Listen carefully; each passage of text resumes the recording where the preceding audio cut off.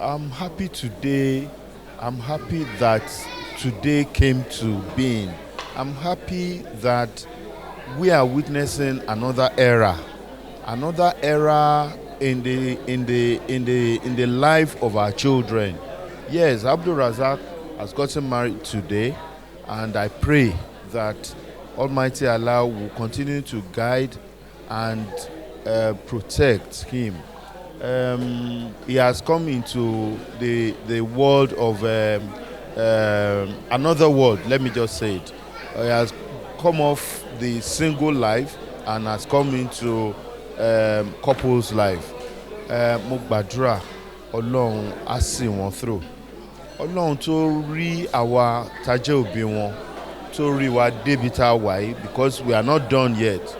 Ọlọ́run náà máa see àwọn náà through to it ní agbára Ọlọ́run.